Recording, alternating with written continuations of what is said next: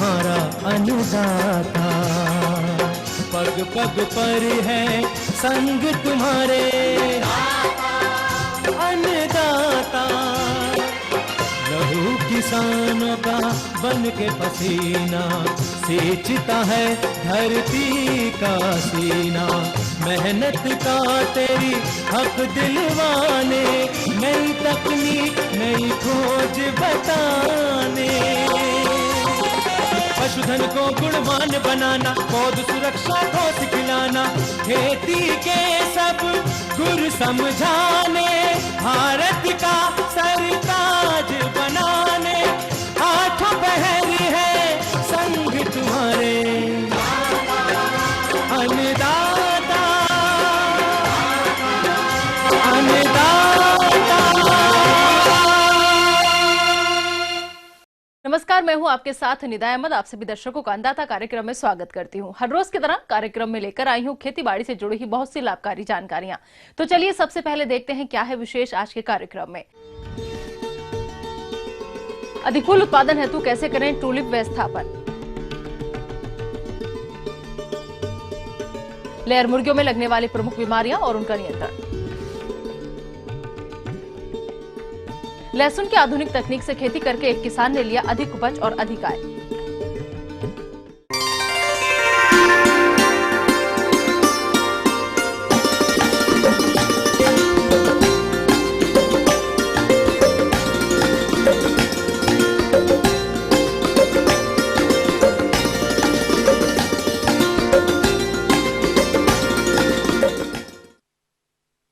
किसान भाइयों, यूं तो हमारे किसान भाई कई तरह के फूलों की खेती करके मुनाफा कमाते हैं और आज हम बात करेंगे ऐसे ही अधिक आय देने वाले एक फल टूलिप की, जिसे पहाड़ों का राजा भी कहा जाता है, जिसकी खेती अधिक हिमाचल और कश्मीर में होती है।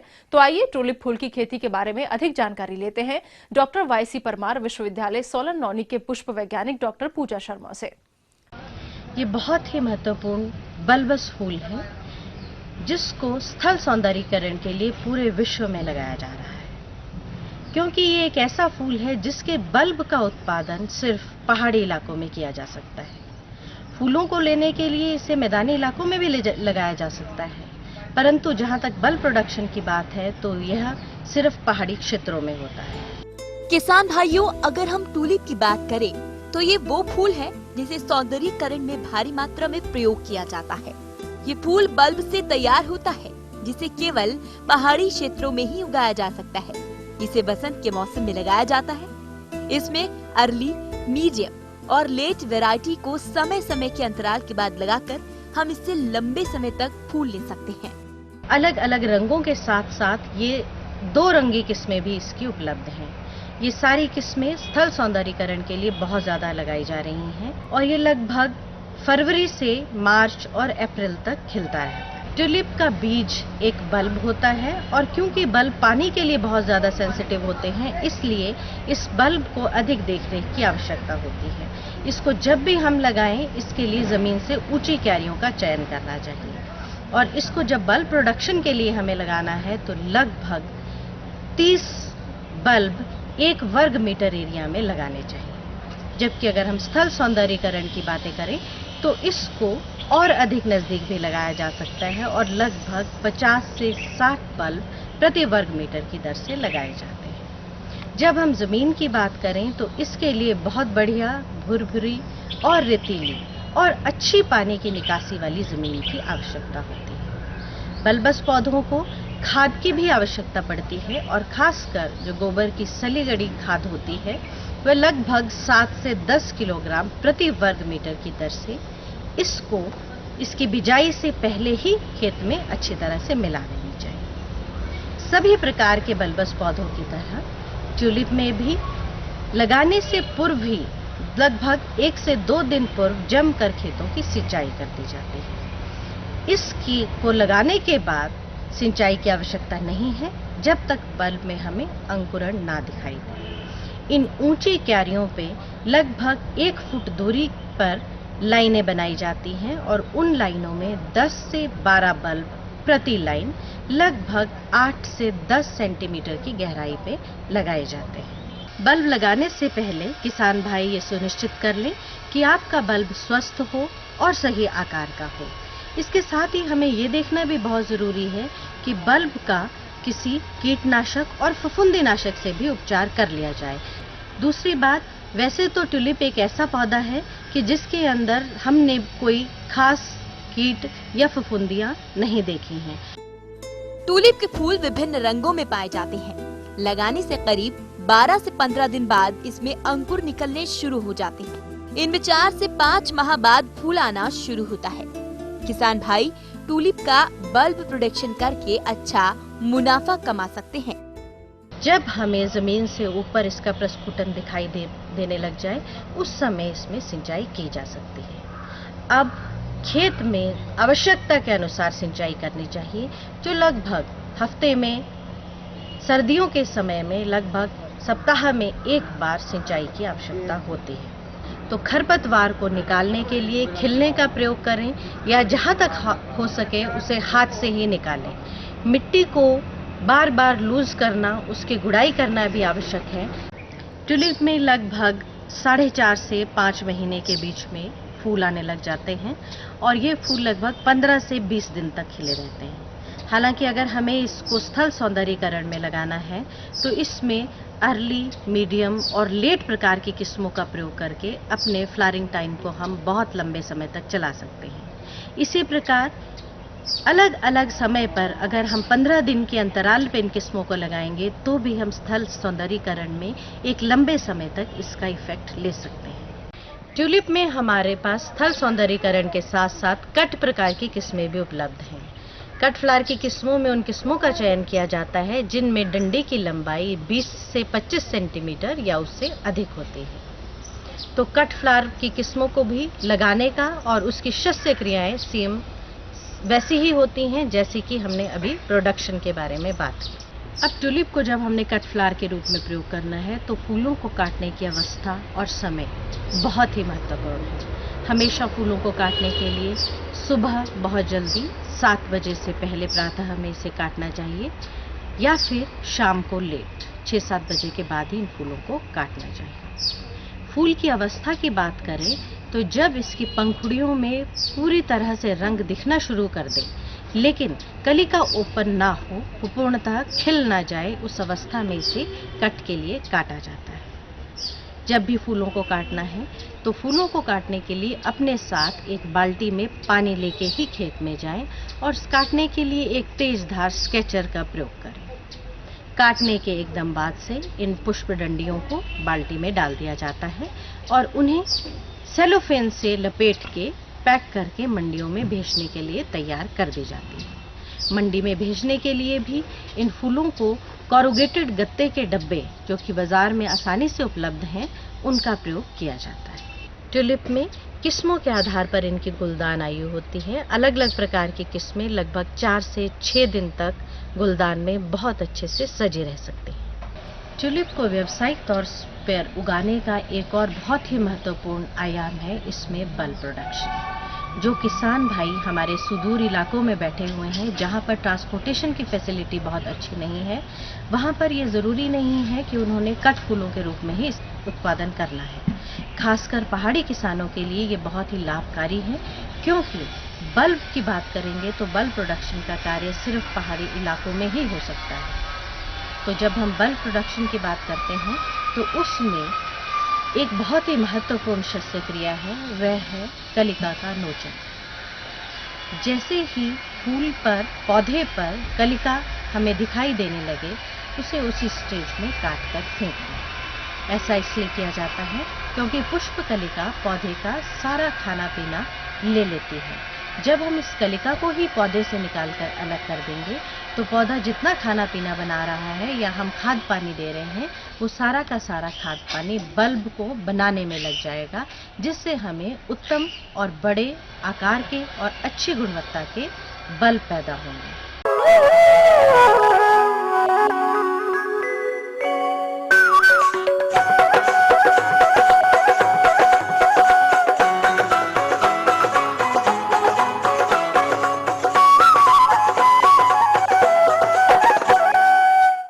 प्रदेश की बहुत से किसान भाई अंडा उत्पादन के लिए लेयर मुर्गियों का पालन कर इस व्यवसाय से अच्छा लाभ हासिल कर रहे हैं, लेकिन कभी-कभी मुर्गियां कुछ घातक बीमारियों की चपेट में आ जाती हैं, जिसका विपरीत असर अंडा उत्पादन पर पड़ता है। और यदि समय से इन बीमारियों का नियंत्रण नहीं किया गया तो मुर्गियों की मौत भी हो जाती है। तो कैसे करें इन रोगों का नियंत्रण, आइए जानते हैं पशु चिकित्सा अधिकारी डॉक्टर राकेश तिवारी से। फाउल कॉलरा एक ऐसी घातक बीमारी है कि जिसमें मुर्गियों में अत्यधिक मृत्यु होती है। और भी जो जीवाणु जनित बीमारियां हैं उसमें है साल्मोनेलोसिस खासकर फाउल टाइफाइड अर्ली एज की बीमारी है, जो कि मुर्गी के जन्म के शुरुआत से ही लेकर पाई जाती है। विषाणु जनित बीमारियों में Ranikhet, Gumboro, chicken anaemia virus, infectious bronchitis और लेयर बर्ड में खासकर मैरेक्स डिजीज, ये विषाणु जनित बीमारियां हैं। साथ में फंगल जनित बीमारी जो है उसमें खासकर माइकोटॉक्सिकोसिस मुख्य है। एक और फंगस बीमारी है जो कि बर्ड की काफ़ी अर्ली एज में पाई जाती है, जिसे हम कहते हैं ब्रूडर निमोनिया, जो ब्रूडिंग के समय ही पाई जाती है। प्रोटोजोल बीमारियों में मुख्यतः कॉक्सिडियोसिस मुख्य है। इसमें खूनी दस्त मुख्य लक्षण है। मुर्गी फार्म में अधिकतर बीमारियां देखरेख में लापरवाही से आती हैं, इसीलिए हमारे मुर्गी पालकों के लिए देखरेख की बारीकियों को जानना बहुत आवश्यक है, क्योंकि मुर्गी पालन को सफल बनाने में उचित देखरेख और प्रबंधन का अधिक महत्व है। तो मुर्गियों को बीमारियों से बचाने के लिए वो कौन कौन से जरूरी प्रबंधन है, आइए जानते हैं। तो रोकथाम के लिए हमें 3 स्टेप उठाने की जरूरत है। पहला स्टेप है कि हम बायोसिक्योरिटी को मेंटेन करें, दूसरा स्टेप है कि हम प्रॉपर वैक्सीनेशन करें, और तीसरा स्टेप है कि हम इसके इम्यून सिस्टम को मजबूत रखें। हम अपने फार्म पे डिजीज फ्री चिक्स ही लाएं, और वो तभी संभव है कि जब हमारा disease free chicks disease free flock से पैदा हुआ हो और डिजीज फ्री हैचरी से आता हो। दूसरा, हमारे फार्म पर अननेसेसरी जो भी अनवांटेड लोग हैं उनका प्रवेश भी न हो। तीसरी चीज़ ये है कि हम एज ए फार्मर अपने फार्म पर all in all out system को अपनाएं कि ये फीडर है, ड्रिंकर है और farm equipment, other farm equipment है, जैसे कि डिबिकर है, वैक्सीनेटर है और पर्दे हैं, फार्म की सीलिंग है, इनकी साफ सफाई को हम करें। इन सब चीज़ों को करने के बाद हम पूरे फार्म में वाइट वॉशिंग करते हैं, चूने के द्वारा वाइट वॉशिंग करते हैं और कोशिश करते हैं कि चूने में थोड़ा सा केरोसिन ऑयल वगैरह मिला लें, जिससे कि अंदर छुपे हुए जो कीटाणु हैं, जो पैरासाइट हैं, वो निकल जाएं और हम फार्म को क्लीन कर पाएँ। पूरा फार्म क्लीन करने के बाद हम पूरे फार्म को फ्यूमिगेशन करते हैं। तो फ्यूमिगेशन के समय हमें एक फ्यूमिगेशन करते हैं फॉर्मल्डिहाइड और पोटेशियम परमैंगनेट से। पोटेशियम परमैंगनेट और फॉर्मल्डिहाइड का कॉम्बिनेशन ऐसा होना चाहिए कि 40 ml फार्मलिन और 20 ग्राम पोटेशियम परमैंगनेट 100 घन फुट एरिया के लिए ही पर्याप्त होता है। फ्यूमिगेशन के पहले पर्दे और दरवाजे पूरे बंद होने चाहिए। एक बात और ध्यान रखना चाहिए, फ्यूमिगेशन के समय थोड़ी सी सावधानी रखनी चाहिए। सावधानी ये रखना चाहिए कि हमें पोटास वाले बर्तन को 2 लीटर का हमें मिट्टी का या लोहे का बर्तन लेकर उसमें पहले पोटास डाल देना चाहिए, पोटेशियम परमैंगनेट, और उसके बाद उसमें फॉर्मल्डिहाइड डालना चाहिए। कभी भी उल्टा नहीं करना चाहिए, जिससे कि हमें उसके द्वारा विस्फोट होने की संभावना जो रहती है उससे बचा जा सके। फ्यूमिगेशन के करने के साथ ही हमारा पूरा बायोसिक्योरिटी प्रोग्राम ख़त्म होता है। एक चीज़ और ध्यान रखनी चाहिए कि हमें फार्म पर नियमित रूप से छिड़काव करना चाहिए डिसइंफेक्टेंट का। फार्म के बाहर भी करना चाहिए, फार्म के बाहर जो झाड़ियाँ हैं उसे काट के हटा देना चाहिए और फार्म के अंदर नियमित छिड़काव करना चाहिए। दूसरा स्टेप आता है कि हम पूरे फार्म में पूरी बर्ड को वैक्सीनेट करें। मैरेक्स डिजीज का वैक्सीनेशन फार्म पर बर्ड आने के साथ ही शुरू हो जाता है, यानी पहले दिन। एक तरह से कह सकते हैं कि आप 0 डे पर ही हम मैरेक्स डिजीज का वैक्सीनेशन करते हैं। दूसरा, 0 डे पर जो वैक्सीन करने की बात आती है वो IB का वैक्सीनेशन, इन्फेक्शियस ब्रांकाइटिस का वैक्सीनेशन करते हैं। तीसरी वैक्सीन करते हैं हम लसोटा यानी रानीखेत बीमारी के लिए, जो 5वें दिन पर करते हैं। तीसरा, गम्बोरो का वैक्सीनेशन करते हैं, जो 12वें दिन पर करते हैं। और चौथा वैक्सीनेशन करते हैं जो कि हम 24वें दिन पर करते हैं, वो करते हैं गम्बोरो का, और 28वें दिन पर पुनः लसोटा वैक्सीनेशन करते हैं।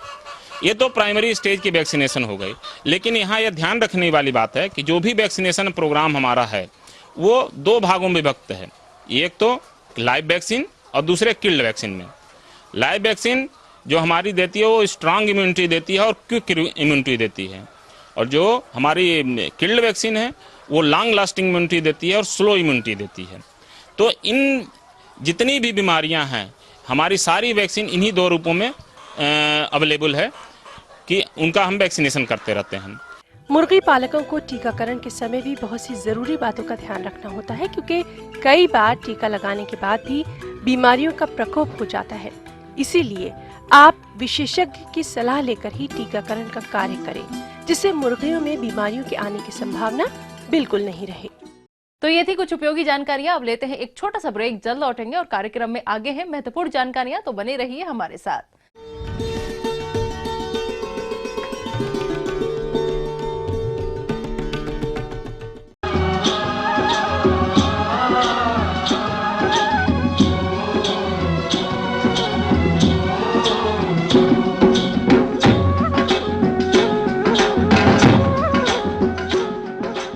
ब्रेक के बाद एक बार फिर से आप सभी दर्शकों का अंदाता कार्यक्रम में स्वागत है। बढ़ते हैं अगली प्रस्तुति की ओर।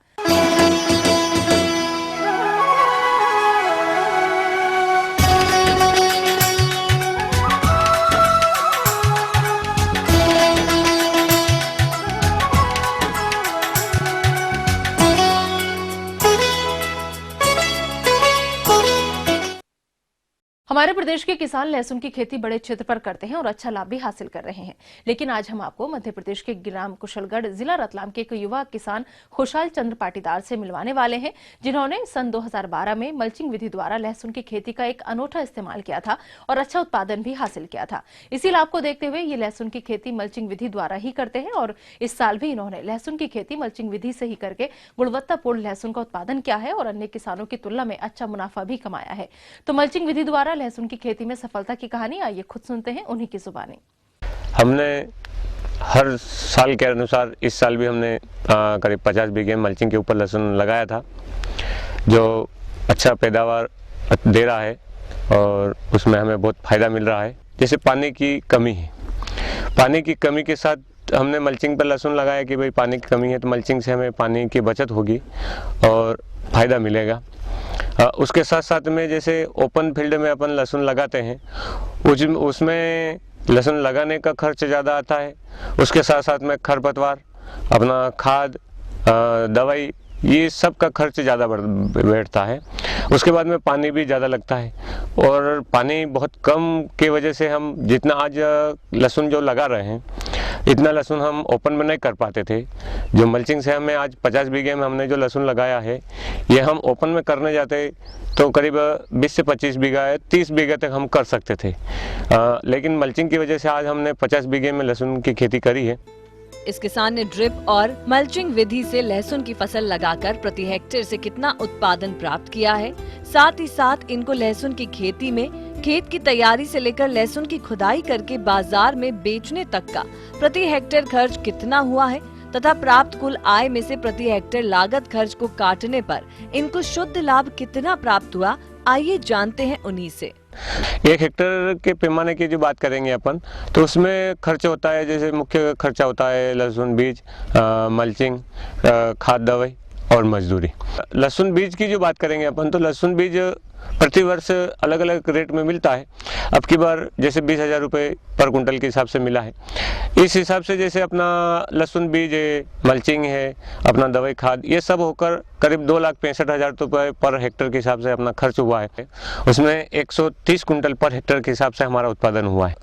रेट के हिसाब से मैं आपको बताऊँगा 8 से हमने 10-11,000 रुपये तक हमने बेचा है।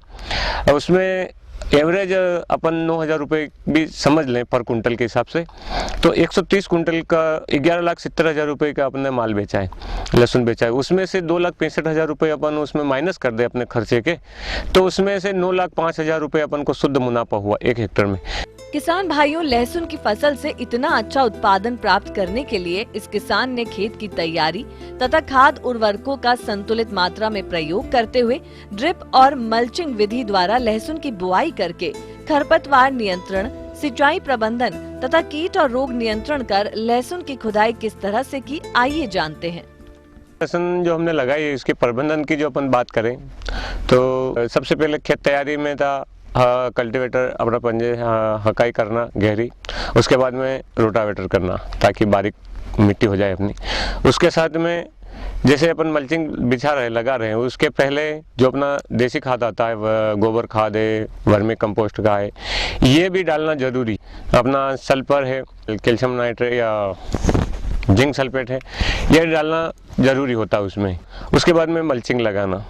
मल्चिंग लगाने में हमने एक ऐसा सिस्टम बनाया, पहले फर्स्ट साल हमने हाथों से लगाई थी, उसके बाद में एक मशीन हमें मिला है, उस पर हमने कुछ और हमने तकनीकी जुगाड़ करके, जैसे उसमें पहले एक साथ काम होता है, बेड बनाना, ड्रिप बिछाना, मल्चिंग बिछाना और उसके साथ साथ में पीछे छेद भी होता है। 30 दिन की होने के बाद में आप इसमें 19 5 किलो पर बीघा के हिसाब से दे सकते हैं। उसके बाद में 40 दिन 45 दिन में आप फिर 5 किलो 19 और कैल्शियम नाइट्रेट ये दे सकते हैं। उसके बाद में जब 90 दिन की होगी उस दिन आपको इसमें 05234 5 किलो और बोरान 250 से 500 ग्राम पर बीघा के हिसाब से देना है। हार्वेस्टिंग की जो बात करेंगे तो उसमें अपन को एक वैसे छोटी छोटी बहुत सारी चीज़ें हैं कि उस पर अपन को बहुत ध्यान रखना पड़ता है। जैसे उखड़ाई में अपन को सबसे पहले ये ध्यान रखना है कि कहीं लहसुन उखाड़ते वक्त लहसुन के साथ में कहीं मिट्टी तो नहीं आ रही है, क्योंकि मिट्टी जो आएगी तो अपनी लहसुन खराब हो जाएगी। इसलिए उसमें ध्यान रखना है कि लहसुन के साथ में मिट्टी नहीं आए। उखाड़ने के बाद में उसको आपको सुखाना पड़ेगा ताकि उससे अच्छा से भंडारण हो सके। उसके बाद में भंडारण करने का जो अपन लहसुन की जो कटाई करेंगे तो उसमें कटाई में करीब 1 से 1.5 इंच तक का उसके साथ में डंकल रहना चाहिए ताकि अपने लहसुन फटेगा नहीं, क्वालिटी नहीं बिगड़ेगी। उसके साथ में फिर आप हवादार बोरों में कट्टे में भरकर आप 1-2 दिन फिर उसको धूप में रखें ताकि उसमें जो भी थोड़ी बहुत नमी हो वो खत्म हो जाए। और उसके बाद में आप अपने गोडाउन पर ले जाकर हवादार जगह में आप रख दें। मल्चिंग में अपन को अच्छी क्वालिटी मिलती है, ओपन में थोड़ा कमज़ोर मिलेगा। तो क्वालिटी का माल अपन को मार्केट में बेचने जाएंगे तो अच्छा रेट में बिकेगा और ओपन फील्ड का वो कम जो माल रहेगा तो वो मार्केट में उसकी वैल्यूएशन कम रहेगी, कम मार्केट दाम मिलेगा। मैं सभी किसान भाइयों से यही कहूँगा कि आप भी ऐसे ही मल्चिंग पर लहसुन लगाए और अच्छा पैदावार और कमाए ले और अच्छा मुनाफा कमाए। आगे और भी हैं कुछ रोचक जानकारियां, पर यहाँ पर रुकेंगे एक और छोटे से ब्रेक के लिए। जल्द हाजिर होते हैं।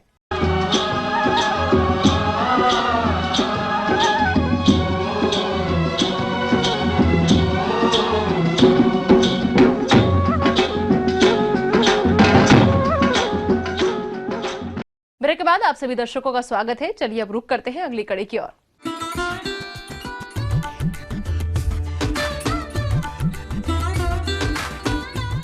अन्नदाता हेल्पलाइन निशुल्क फोन संपर्क सेवा के माध्यम से आपके द्वारा पूछे गए कृषि से जुड़े प्रश्नों में से एक या फिर 2 महत्वपूर्ण प्रश्नों को हम अपने कार्यक्रम में शामिल करते हैं और इसी के तहत आज का चयनित प्रश्न और उसका जवाब इस प्रकार है। अन्नदाता निशुल्क फोन संपर्क सेवा के माध्यम से पूछे गए प्रश्नों में से आज हमने जिस प्रश्न को कार्यक्रम में शामिल किया है उसे पूछा है ग्राम गोरम्ब, जिला पानीपत के कृषक क्षितिज सिंह ने। इनके आम के बाग में माल फार्मेशन रोग का प्रकोप देखने में आ रहा है, यह इसके नियंत्रण पर जानकारी चाहते हैं। तो क्षितिज सिंह जी, आपकी जानकारी हेतु प्रस्तुत है कार्यक्रम का यह अंश। आम में मंजर निकलने से पहले कुछ ऐसी विकृतियां होती हैं जो जिसके कारण मंजर उसमें नहीं आता है, बल्कि विकृति के रूप में उसमें एक नया तरह का मंजर की जगह पर हो जाता है, जिसको महंगे माल फॉर्मेशन कहते हैं। आज तक हमारे वैज्ञानिकों ने एक सही निदान अभी तक नहीं निकल पाया है। कुछ अनुमान लगाया जाता है कि यह एरियोफिड माइट के चलते होता है।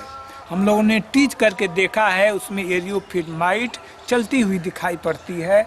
कुछ लोग कहते हैं कि यह फिजियोलॉजिकल डिजीज है और हार्मोनल डिफिशियंसी या डिसबैलेंस होने के कारण यह होता है। कुछ पैथोलॉजिस्ट, प्लांट पैथोलॉजिस्ट कहते हैं कि नहीं, यह फंगस के कारण होता है। इस तरह से मिला जुला के बहुत सारे कारण एक साथ जुड़ जाते हैं। इसलिए इसके कंट्रोल के लिए, इसके नियंत्रण के लिए हम लोग कई तरह की बातें बताते हैं। सबसे तो पहला है कि इसके जितने भी माल फॉर्मेशंस हैं उसको तोड़ करके इकट्ठा करके ज़मीन में गाड़ दें। दूसरा है, इसके लिए आपको डाइकोफॉल 3 ml और कार्बेंडाजिम 1 ग्राम प्रति लीटर पानी में घोल करके तोड़ने के बाद छिड़काव करने से फिर दूसरी टहनी में इसका आक्रमण नहीं होता है। किसान भाइयों, आम के छोटे पौधों में इस रोग का प्रकोप बड़े वृक्षों की अपेक्षा अधिक होता है। इसलिए छोटे पौधों को इस रोग से बचाने के लिए विशेष देखरेख की जरूरत होती है, जिसके अंतर्गत पौधों में संतुलित खाद्य उर्वरकों का प्रयोग उचित समय से करना चाहिए। इसके अलावा आम के बाग में वृद्धि हार्मोन्स का भी प्रयोग करना चाहिए। प्लांट ग्रोथ रेगुलेटर के रूप में आप प्लानोफिक्स का भी छिड़काव कर सकते हैं और 4 लीटर पानी में 1 ml प्लानोफिक्स मिला करके और उस पर छिड़काव करने से भी इस रोग में नियंत्रण होने की संभावना रहती है।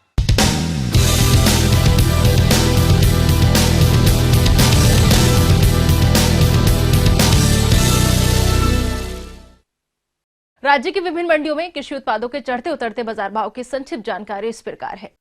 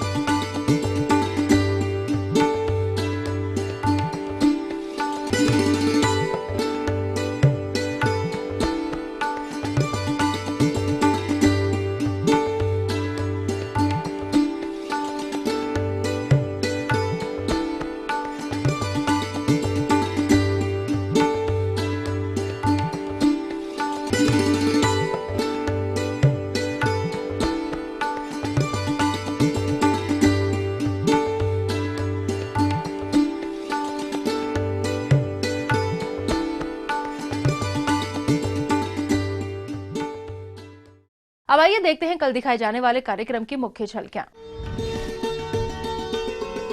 बटन मशरूम का उत्पादन कर अच्छी आय ले रहे किसान की सफलता की कहानी। आंवले की करनी बनाकर ले रहे अच्छी आय, एक सफल किसान से मुलाकात। हम ये उम्मीद करते हैं कि आज का कार्यक्रम आप सभी दर्शकों के लिए उपयोगी रहा होगा। किसान भाइयों, अन्नदाता आपकी सेवा के लिए संकल्परत है और कृषि संबंधित समस्या और सुझावों के लिए आप हमें इस पते पर संपर्क कर सकते हैं। प्रोड्यूसर अन्नदाता, ETV Haryana Himachal Pradesh, Ramoji film city Hyderabad 501512। साथ ही आप हमें ईमेल भी कर सकते हैं। हमारा ईमेल है annadatar.hp@etv.co.in। इसके अतिरिक्त आप हमें निःशुल्क हेल्पलाइन नंबर 180010845999 पर सोमवार से शनिवार सुबह 10 से शाम 4 बजे के बीच संपर्क कर सकते हैं। फिलहाल अन्नदाता की पूरी टीम को आप दीजिए इजाजत। कल फिर इसी समय आपसे होगी मुलाकात कृषि संबंधित कुछ और महत्वपूर्ण जानकारियों के साथ। नमस्कार।